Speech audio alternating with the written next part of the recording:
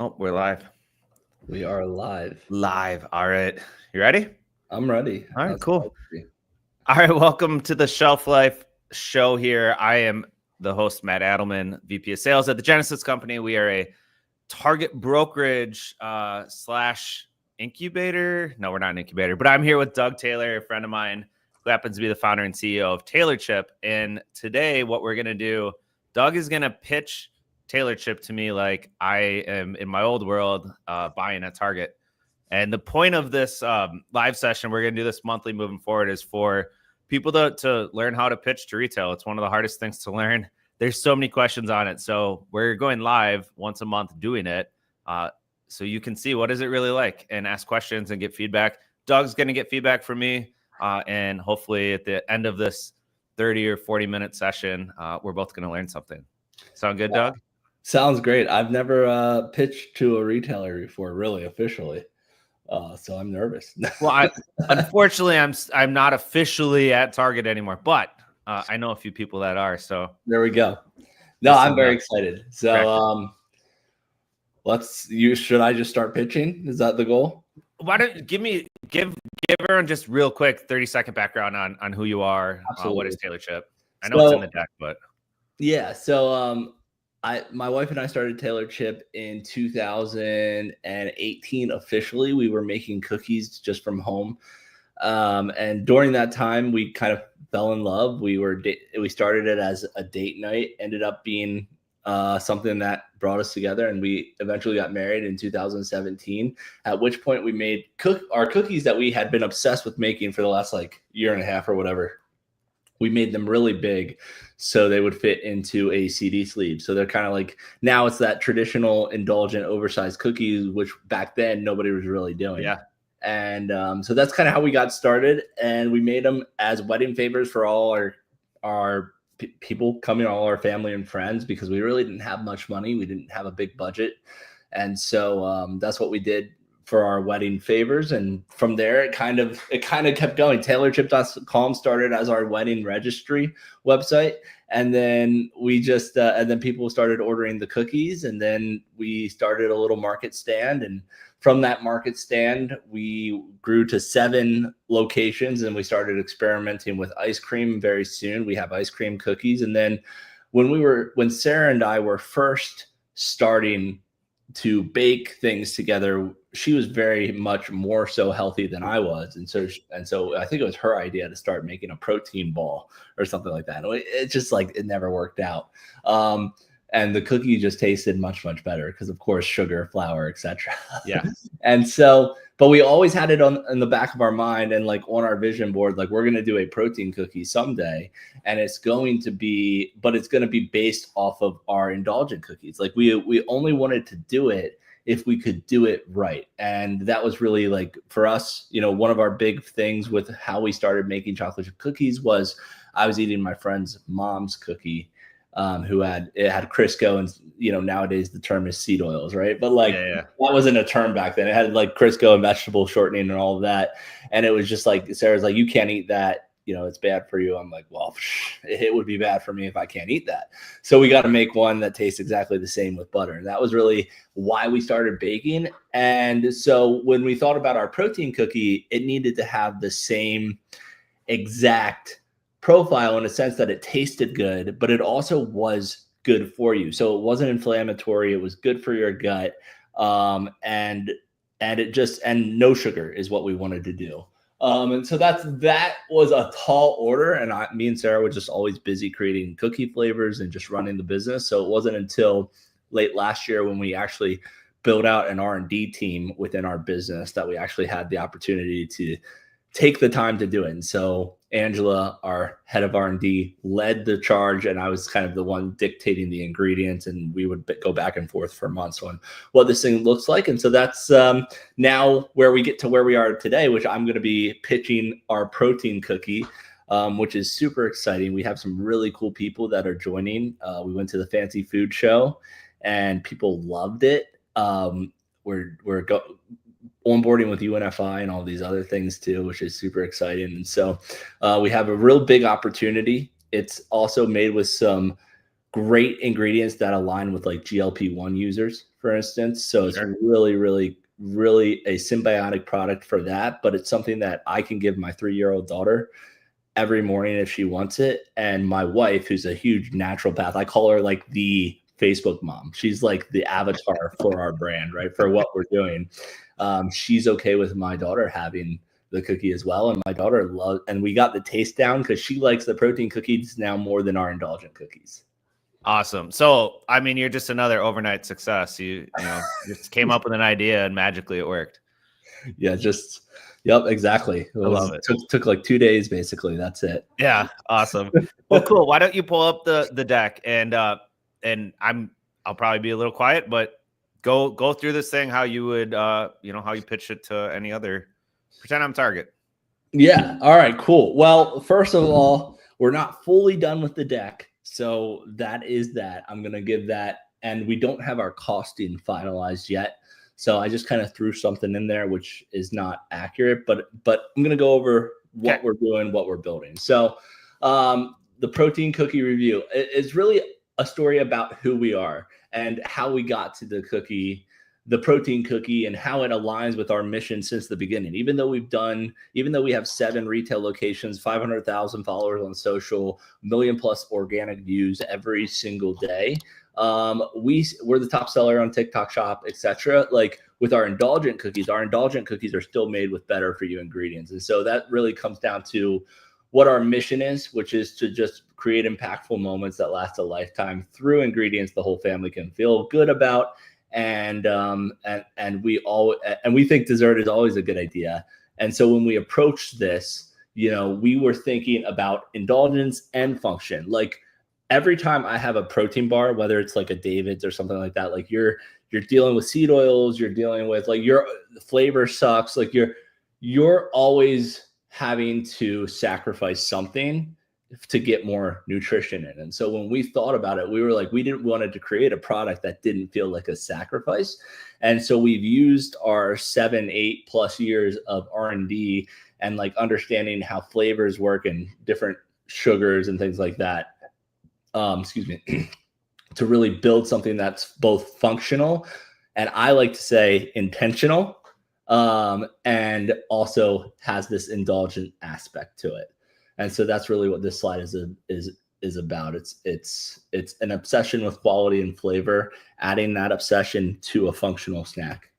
And so the real problem is what I just talked about, which is every traditional protein products often sacrifice taste to pack in protein, leaving consumers unsatisfied and sometimes bloated from the seed oils and the inflammation that scientifically comes along with that. The vegan options, while healthier, appeal to a smaller market and are often bland, forcing people to settle for food that isn't enjoyable. And then the choice, which is our protein products, which is protein products that lack flavor versus bland vegan alternatives. So both of them are serving a smaller market, and there's always a sacrifice. And so our solution was, one, we believe that 99% of people are going to eat meat. They're going to be, and so we said, we don't care about vegan. We don't care about gluten-free. That is not the market that we're trying to serve. The market that we're trying to serve is people that care about their hormones and they care about their health. And so we're using like organic whey. We're using organic, single source local flour that is very close to like einkorn quality, that you would make sourdough with and all of that stuff. So it's everything that we're doing, all our sweeteners and everything, we're thinking about it from a gut and a microbiome perspective. And so we wanted to do that with an indulgent taste. So that's our solution. We have a 16-gram version and a 30-gram version. And this actually ingredient needs updated, which I just forgot to put it in the slide. So I will show it to you. Or I don't have to show it to you. I can send it to you. But we switched out. This was during testing. We're not using enriched anymore. We're using organic soft red winter wheat, organic grass-fed whey, organic milk protein concentrate, and every ingredient that we're using is also completely non-GMO verified, and we're seeking that verification ourselves. And then you can see here, we do have 30 grams of protein for 380 calories, which is a pretty good protein versus calorie percentage, especially when you think about something that tastes really good. And then our net carbs are nearly 1-to-1 on the protein. And then we have lower fats too, considering how much protein is in there. And then this is what's coming soon. The Muscle Mommy, we just finalized that. And so we're going to be rolling out some samples to different people for the Muscle Mommy. And we're working on the cinnamon bun now, and then peanut butter, and who knows what's next, maybe a birthday cake or something like that. And then this is just something I put in there. This is not accurate pricing or anything yet. We're still going through costing and how much everything's going to cost because of our super high ingredient standards and wanting to make sure that every ingredient that we include is actually good for you from a hormonal perspective, from a gut perspective. There's really no one that is in the protein industry being as diligent with their ingredients. And so we're having to source all these ingredients and develop relationships with suppliers ourselves. So it's going to be probably more, the 16-gram option is probably going to be closer to like $3.37 starting, but we're working on getting that down and negotiating with suppliers based off of our projections. And we're just using, industry data to figure out what our sell-through and projections will be. And we think we're going to be able to have a per store sell-through of around 5 units based off of just the market we're going after, and then seeing competitors too. 5 units per store per item per week? 5 units per week. And then we're thinking of just like, we're looking at the one item of the chocolate chisel when we think about this. So launching with the one flavor? We might be able to launch with all 3 flavors, depends on when we're starting to. We're definitely launching with chocolate chisel, and it looks like we'll have Muscle Mommy in time. We're going into looks like we're going into, I don't know if I should say the retailer if it's not signed in. I would say we are launching into retail. We're launching into a large, very large retail in every single, quite a few very large retails. So we'll be with launch as is right now. Right now we're close to 2,000 doors for launch right now when we launch this thing.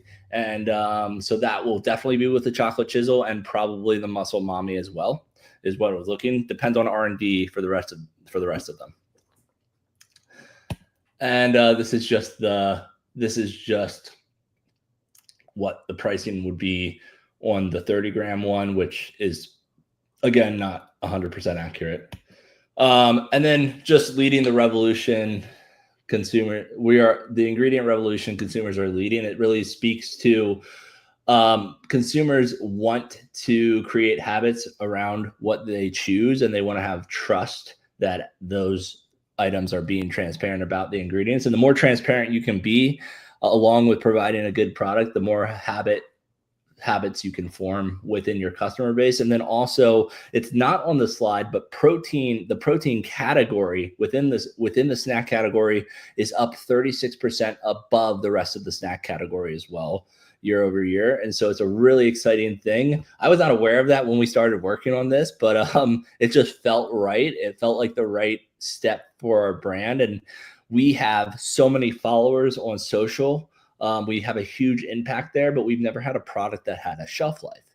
And so when we were thinking about what product do we want to make that has a shelf life, we tried testing our indulgent cookies. We got them to have a shelf life, but they changed the flavor so much that we're like, well, that category is already like, you have Chips Ahoy. And like, we just didn't feel like there was a need to step in and try to be competitive in a stale category, versus we felt like we had all the tools together to put together an indulgent product that can also be in the protein mix and really stand on its own.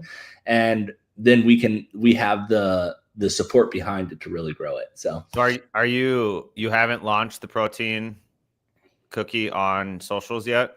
Not officially. We're actually just handing them out at run clubs. We're doing activations. We have almost 1,000 people on our pre-launch email list to date without really doing much. What we're going to be doing is, as we grow, or as we get closer to launch, we're going to start doing run clubs around the country, partnering with live activations and things like that. And then we're going to be seeding with a bunch of influencers. So our goal is to send 15 to 30,000 product samples out leading up to launch. And that'll be to a lot of TikTok affiliates, because right now we have about 20,000 TikTok affiliates that are ready and willing. But beyond that, there's also specific affiliates and also micro influencers that we're targeting that do protein reviews. And so we might pay for 3 of them to do a review. And then a lot of them will also jump on the bandwagon and request samples or purchase it for free. And so that's kind of how we're thinking about the launch. So, I mean, what pops into my head when I hear all of this, you're going after a lot of doors. You've got a lot of affiliates, and you have gone viral many times on TikTok. Yes. Yeah. What happens if all of this hits all at once and it's just a massive surge in demand? Yeah. So we're working with multiple co-mans starting that have flexibility of scale and also have line time. So we have our smallest co-man that we're working with can do 60 cookies a minute. We ourselves in-house can do 60 cookies a minute, and we'll be SQF certified by the time we go live with this. So we'll be a manufacturer. We'll have that other manufacturer, and then we have ones that can do, thousands of cookies per, very, very much into the 20s, 30,000 cookies per shift. 2 that we're onboarding with, thanks to, we have under an NDA, we just have someone who's been in the protein industry on board with us. He's worked for Kraft and more, and he is helping us with the co-manning situation. And then along with that, we're doing a deal with a friend's company of mine. They have the ability to fulfill per day over 30,000 direct to customer orders, but they're also going to help us act as our 3PL for bigger orders too. And D2C. Yeah, for D2C, they're going to be fulfilling our orders for us as we see spikes in demand. So we'll have a 30,000 package buffer above what we can do, which is a couple thousand. So, I mean, I'm going a little off script here, but just friendly advice. Like, if you get placement with large retailers and you do not set in full, meaning they write a PO and you don't fill it, massive fines. 100%. If you get into retail and you sell out quickly, it's like the biggest recipe for disaster and failure ever. So I only bring that up with you because I know how viral you can go, and I know you can sell the crap out of this D2C, and just making sure that the retail side, you want tons of traffic and eyeballs, but if you sell out on retail shelves with how hard it is to get in, and it's out for a little while, that's almost worse. No, I hear you. And that was our biggest mistake that we made with Taylor Chip.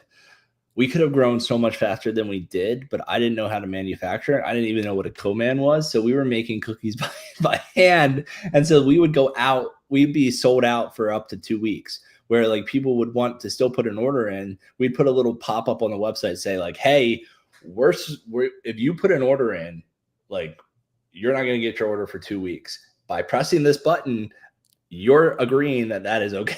Like, we've done all that stuff. And so this time when we're thinking about this, we are good at manufacturing now, but we're good at manufacturing our indulgent cookies. These are a little different. The process is a little bit different. And so when we thought about this, we have a really good thing going with what we have with Taylor Chip Indulgence, and we don't want to get in the way of that. And then we don't want to get in our own way when it comes to manufacturing this time. And so that's why we're relying on co-manufacturers, and we're solidifying relationships with between 4 to 6.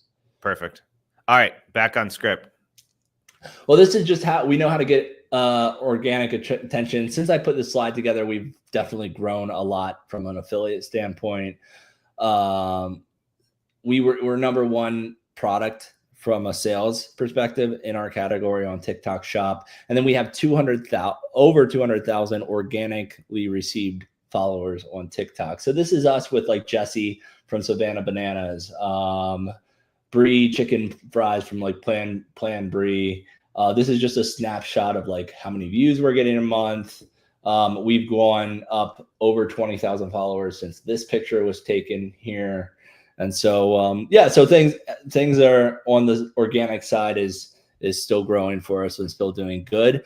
What we've had troubles with is capturing that organic attention because we don't have distribution. You've had to be in Philadelphia or in one of our, we have a Rittenhouse Square, Philadelphia location. And so you might see us in Texas, but you're not going to wait a week to get, you're not going to pay. A lot of people are not going to pay $90 for a dozen cookies and wait a week for them. It's an indulgent, or it's a quick decision that they're making. It's an impulse purchase. And so for us, we've really wanted to focus on CPG for a long time. We just didn't have this proper product because of all the views that we are getting.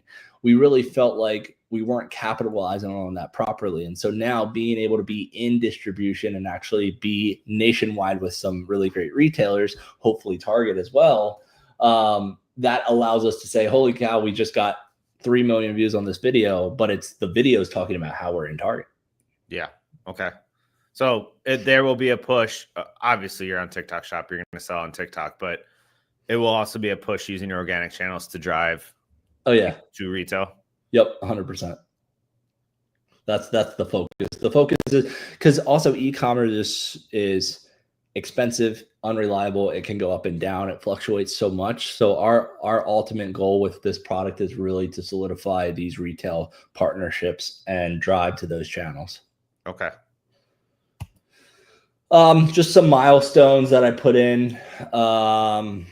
2020, we were the first people to really build a store or an online experience that complemented or was exactly like the in-store. So you can go on, you can pick a dozen or whatever in any box you want. We scaled very quickly, all with cash flow in 22. 21, we opened our first centralized manufacturing facility.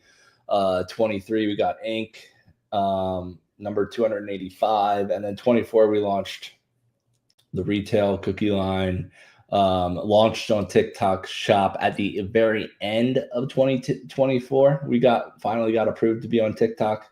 And we also, Sarah was Forbes 30 under 30 for the food and beverage category last year too, which is super exciting. And then this year we launched 2 Philadelphia locations and grew on TikTok and launched and are currently working on launching the protein cookie.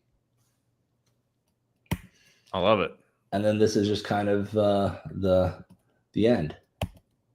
This is we're just getting started talking about, the journey, people enjoying the product, and super cool. All right.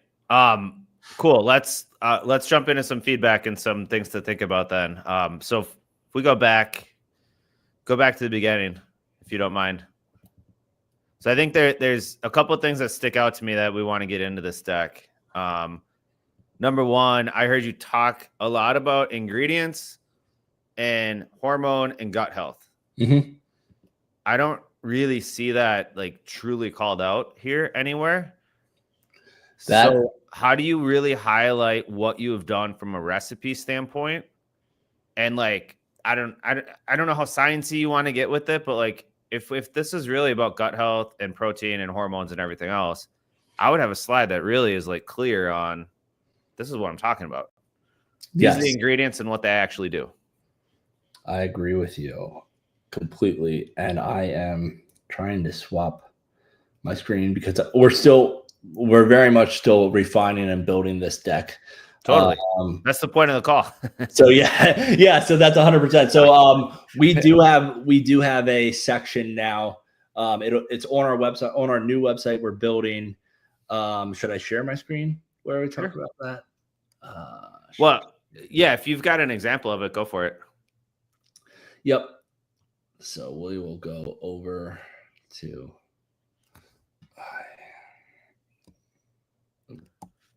Doug is a master at Figma, by the way. Yeah. So we're really working on like our messaging. And so we have all this science backed stuff about our dairy and our wheat. There's a whole peer-reviewed study section. And then this is really where we go into, and I haven't added this to the deck yet because it's really, we're still trying to figure out like, how do we maximize organic reach too? Because like we understand paid ads, but we don't want to be the brand that just is stuck paying for ads all the time. We really want to go viral from a messaging standpoint. And so we're working on that and kind of like developing a writer's room with an outside agency and all of that stuff to really get the almost like liquid deathify what we're doing to a certain degree. And so we one of the messaging we're playing around with is hot girls love gluten and protein. And so hot equals healthy, optimized, thriving. Every ingredient we use is intentional, rooted in biblical wisdom. It's a biblical diet is just like super, from a science side, it's really interesting. It's just like the foods that they use and in the Bible and how it like affects your hormones and gut health and all of that stuff. So we prioritize A2 dairy for easier digestion, hormone balance, locally grown organic wheat, and honest nourishment. So that's just, it talks about it. This talks about our our play on functional snacking, which is intentional snacking. Most functional snacks don't have a ton of protein. There's a higher calorie count, and they're shoving mushrooms and different things in there. And mushrooms are super good for your brain and your clarity.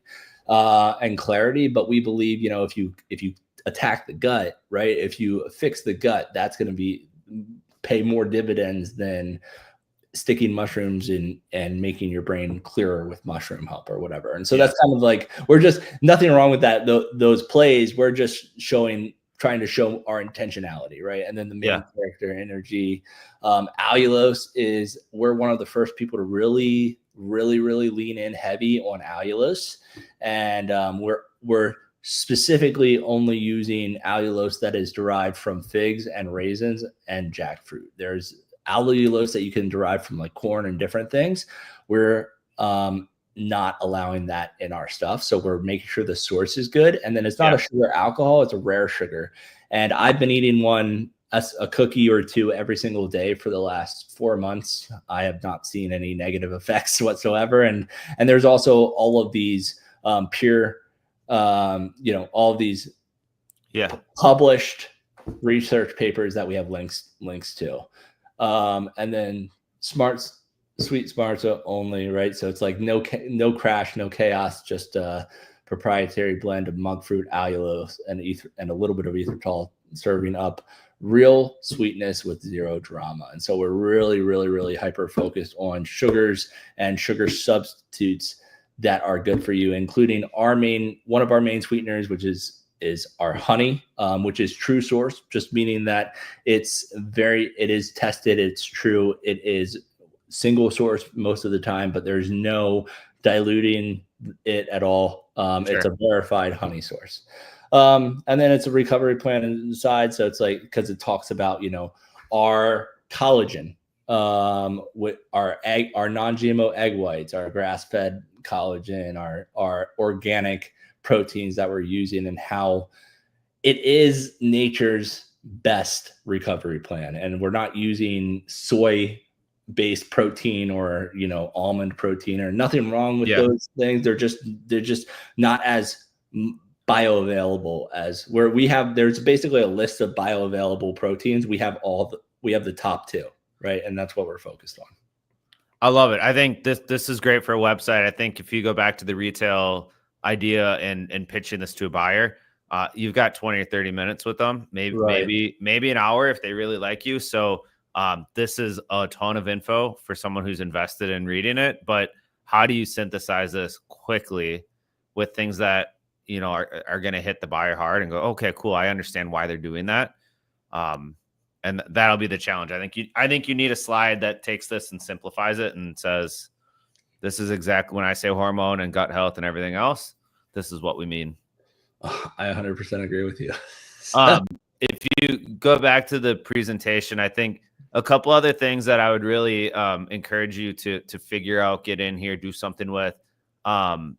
I know you guys are new to retail, but buyers rely heavily on data and trend data and numbers. So you threw out a couple of stats that I think are great to have. That I think you said protein is up 30% in the snacking category. Like, Yeah. I would source that and show that. If there's any other industry data that you can get to help support why this category matters, why it's growing, how you're going to help it grow. If you have any data of where you are, so this will be later, like once you're in retail, you really want to tell stories showing, here's our product, we launched in this retailer, here's what we did to support it, here's how this marketing that I'm showing you, Mr. and Mrs. Buyer, on all this TikTok and organic stuff, this is how it translated into sales at retail. That stuff's all like super important. Right. And again, I know you're new, but like you don't have any data in this thing at all, any trend data, or just like industry background that assume the buyer knows it. Like, you're not going to tell them groundbreaking stuff, but you're just going to validate like, hey, we really know our stuff too. Yeah, you know exactly. I mean? Yeah, I agree with that too. I mean, that's what I said. I know we're missing things. We did buy like a snapshot from the data company, Spins or IRI or Nielsen. Yeah, Spins. And it's like, so I think the top 3 category protein cookies would be our Quest, Lenny and Larry's, and then there's this new functional cookie called Toto. Yeah. And so like Toto, I think that's how you say it, is selling like 5 units or something per store. Their sell-through is great, and they're growing by like 130% year over year, or quarter over quarter, 12 months over 12 months, which is really encouraging for a category that is actually a net 5% down. And so what that tells me is that this category, people want this category. They're wanting something, but they're not happy with what the big guys are giving them now. Sure. So I think that's really exciting. I need to figure out how to incorporate that into the slide. Yeah, I think that's super important to show and get in there. And then I would leverage that into, if you pull your presentation up 1 sec. Yep. I think I have it. I am sharing Yana, if you're able to pull it back up on screen. There we go. Go down. Wait, what? Next slide. My mouse is all there we go. Next slide. Next slide. Next slide. Oh, sorry. Go up one. On this slide. Sorry, go down one. I meant to send this to you a couple weeks ago, but it popped in my head again. Yeah. I don't know what these flavors are. Like Muscle Mommy. What the hell is it? Which is like, okay, but is it chocolate? Is it double chocolate? Is it brown red velvet? Like I saw that the other day. I'm like, I don't know what that is. I love the name. Yeah. But it doesn't actually say anywhere on these cookies. What are they? Yeah. I thought about that too. I tried to make them so, like, that's also a problem with energy drinks. Like, energy drinks don't actually say what the flavor is. Yeah, they've got like some funky name, and you're like, well, what the hell is it? And you got to figure it out. Yeah. But I kind of did that intentionally. I'm like, it kind of like, there is the picture. Okay, it looks like a brownie cookie. This is going to be a brownie cookie. Probably that looks like cinnamon buns is pretty and push-up butter is pretty self-explanatory. The Muscle Mommy is one that I wanted. I don't know that push-up butter is, though. Like, we're talking health and wellness, and is it almond butter? Is it sunflower butter? Like, what is it? Peanut butter? What is it exactly? I think you need to call that out somewhere on the pack. Okay. I'm sorry, anybody listening. This sounds rude. I don't care. Most consumers, the average consumer, is not smart, and they don't understand. They just buy things. Like, I would make it very clear on all these packs, like, what exactly is the flavor. Okay. Just food for thought. Take it, whatever. I'm all about it. Do you think leaving it vague is like a curiosity thing, though? I do not. I don't think you want any curiosity in any consumer's mind at retail. I think you want them to know. And literally, the rule of thumb is within 5 seconds, I better know exactly what this is from 5 feet away, or I'm not buying it. Makes sense. Like, retail, you don't have the leverage of somebody doing a video or on the website. Like, there's no research. It is just sitting on a shelf, and you've got to get them to.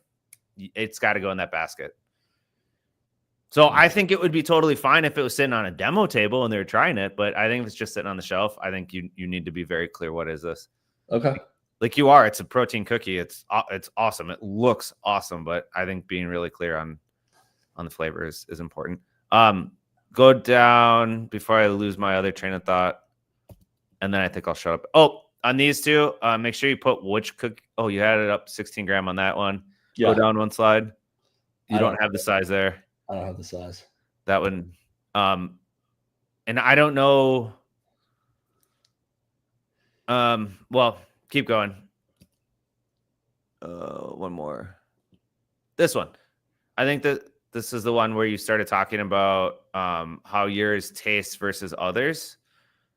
I would have a slide somewhere in here that shows some sort of consumer sentiment, consumer feedback, something on like, hey, we surveyed 100 people and this is what they had to say about our cookie versus the other cookies. Like some sort of proof point. Because one of the things you talk a lot about is how good your cookie is, how great it tastes, how you built this for taste. Mm-hmm. I would get that backed up somehow with people, with consumers, with a taste test, with something, and just have a slide. Like, you know, I rep a refrigerated dessert company, and it was, hey, according to, you know, some university that did a study, 87% of consumers preferred ours versus the leading brand. It's like, I don't know how much validity that has, but like it's a study, it's a survey, like it's actual consumer data. So I think getting something like that would be really helpful, especially if you're going to compare to what's on shelf now. You just do a blind tasting. You know you're going to win versus pretty much everybody. Right. Yeah, that's like, interesting. Be proud of it. Do it. Would you link like a video in this? No buyer's going to look at a video. Maybe. Yeah, they will. I mean, if you're controlling the presentation, and if there's some way where you can leverage TikTok and what you're awesome at and like doing blind cuttings. Because we do have a video where we interviewed like 20 people and be like, hey, how does this compare? Do you like this? Like, what's it compared to other things? And they're all like, this blows it out of the park. Yeah, as long as it doesn't look staged at all and it doesn't look like obviously they're going to pick you. Like me as a buyer, if I saw someone where I'm like, yeah, I don't believe that. If it's like true, like Liquid Death has one. Someone made a comment, I'd rather lick the sweat off of someone's back than drink your water, something like that. Have you seen this video? No. And they go hire this gigantic overweight dude who's just sweating profusely. And I think they blindfold people and like, okay, go lick the sweat off of his. I mean, it's hilarious. Like that's obviously over the top extreme, but like they did a great job of going, yeah, people's comments are dumb and like, yeah, right. They went extreme with it, but that's the Liquid Death way. Yeah. I think like a blind, what I always did as a buyer, like, so if I had your stuff and you're telling me you're better than the category stuff, I am trying yours versus theirs. Like I'm going to do that. Mm-hmm. And so why not just show them, you know, data that you've already done it and like, they're still going to do it and validate it, but heck yeah. No, that's a good idea. Cool. I think those are the big ones. I mean, it looks great. The story's awesome. I know the product's good. I think it's just a little more info on ingredients, why they're unique and selective, and then getting a little more data into it, category knowledge. And because at the end of the day, I mean, your job really is to get the buyer to get promoted. Like, think of it that way. How am I going to get the buyer to bring this in and grow their business? That is it. And you got to grow their business. That makes so much sense.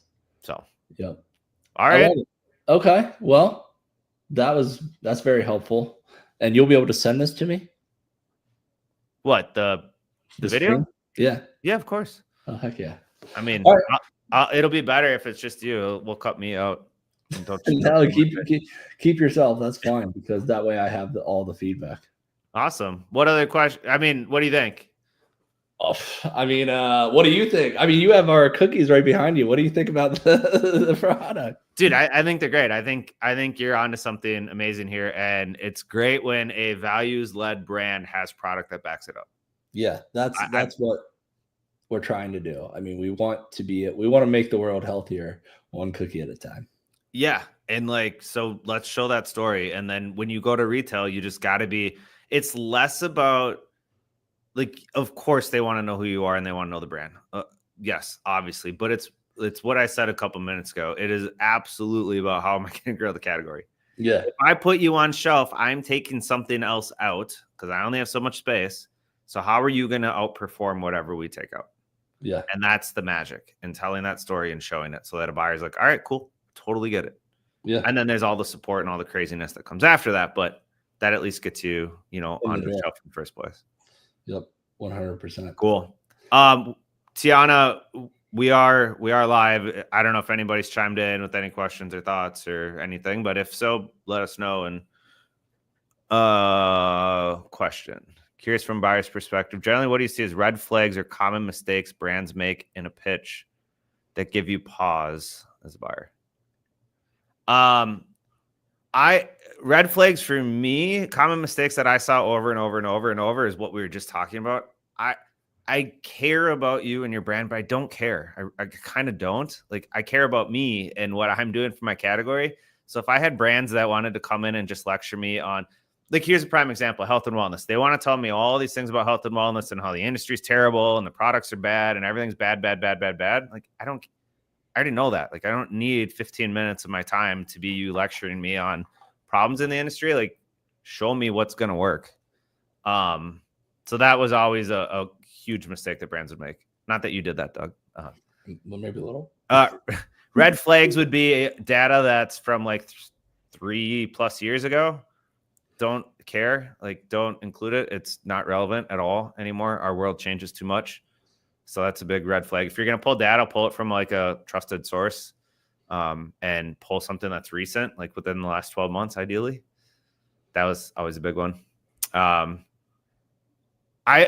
mean, maybe in your case, another red flag would be like on the production and capability side. Like, I would maybe have a slide that shows like a lot of like, so when I'm dealing with really gigantic CPG companies, there's always a slide of the USA and there's a map and they'll have dots where all their production facilities are. And they'll show how many square footage and like how big they are. Not because, it's just like, it's giving me, if I'm Target and I have 1,800 stores and I'm bringing you in, I need to know that you can supply me. Right. We talked about that on already, but that's a big one. I love that. Cool. All right. Oh, another question. If a pitch doesn't land the first time, what's the best way to keep the door open and keep momentum? Doug, what do you think? I just email once a month or more. I just keep emailing all the time and being like, and then also like, if it's not working for one buyer, like in theory, if you're going to have any hope of succeeding in that place, it's probably working other places. So you'd be like, look, I sold 30,000 units this month. Look at how much, 30% of these people are subscribing, or like, yeah. Yeah, I think you're right. I mean, I don't know that there's any magic to it other than stay in touch. A no doesn't mean no. It just means not right now. Yeah. In most retailers, especially the bigger ones, they're on very strict schedules. So like in Target's instance, Target, like you and I talked about this 2 months ago, we were coming right at the tail end of Target's review for protein cookies. We weren't going to get in. And so Target has set dates and they look at product on a time and a day, and then they make decisions for out in the future. And you can't really do anything other than you got to stay in front of that buyer. Target can only make so much change. They can only take out so many and add so many items. And most retailers are handicapped by this too.